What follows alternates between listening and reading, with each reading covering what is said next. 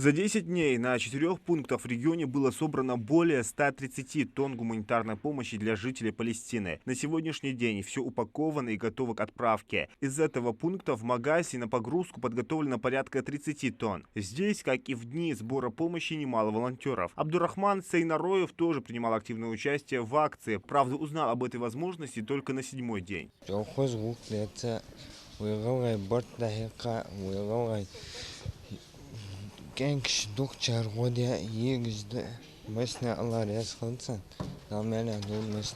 По поручению главы Ингушетии Махмуда Али Калиматова в регионе были открыты 24 пункта, куда можно было принести продукты питания, медикаменты, одежду. Весь собранный груз после спецбортом МЧС планируется направить нуждающимся в ближайшее время. Будем сопровождать этот груз до Египта. Там на месте мы будем передавать это Красному полумесяцу, у которых есть договоренность с МЧС России. И дальнейшие действия уже будут видны. Нам там на месте мы будем уже обговаривать, когда, в какие сроки будет уже доставляться гумпомощь именно в Газу.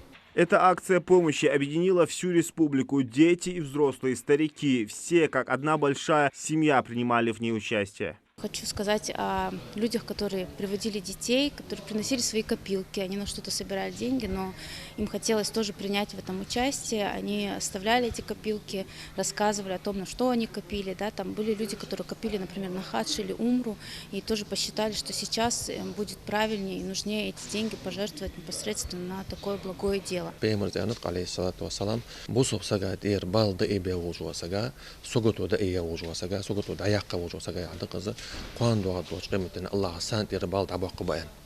أصبح عنده جج أو برك القدر أستغنى يحم عشتي لكن الله يسخو حنت إجر كيرت ده يحم دقاشر ده مسكش ناخات جازي باش وصلنا حقوقش دوش.